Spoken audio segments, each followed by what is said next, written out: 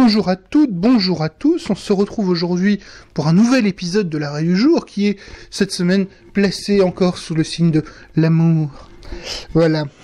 Alors, nous allons tout de suite revenir à nos affaires et revenir à un arrêt de la Cour de cassation.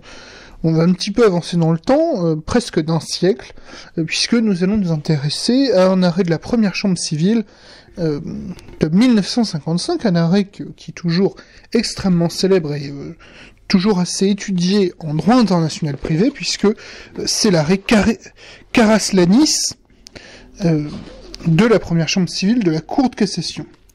Alors, quelle était l'espèce qui occupait la Cour ? C'était un mariage contracté en France entre un époux de nationalité grecque, donc monsieur Karaslanis, et une épouse de nationalité française. Après plusieurs... Donc le mariage, bien entendu, était contracté en France. Après plusieurs années, l'épouse demande le divorce, alors que l'époux, lui, va demander l'annulation du mariage, au motif qu'en Grèce, seul le mariage religieux est reconnu. Alors, comme vous le savez, en France, c'est l'inverse, c'est le mariage civil. Il s'agit ici d'une condition de fond. Or, en France, cela fait partie des conditions de forme, ces conditions relevant de la loi du lieu de célébration du mariage, à la différence des conditions de fond qui relèvent des lois nationales.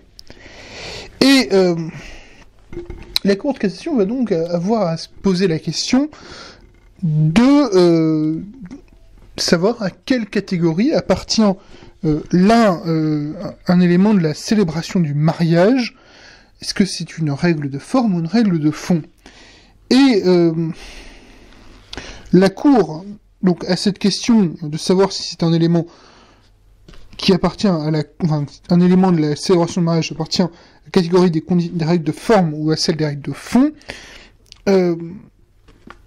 la Cour va conclure qu'elle doit juger en vertu de constitution du droit français, et donc le caractère religieux ou laïque d'un mariage est une question de forme, et donc c'est bien une question, s'agissant d'une question de forme, c'est donc bien la loi française qui doit s'appliquer, et donc le mariage était tout à fait valable, et donc on n'aurait pas l'annulation. La procédure qui devait être engagée était donc une procédure de divorce, telle que l'avait engagée Madame Karaslanis. Voilà. Je vous remercie de suivre ces épisodes de l'arrêt du jour, et je vous dis à demain pour un nouvel épisode qui, une nouvelle fois, sera donc placé sous le signe du mariage et du droit à une vie familiale normale.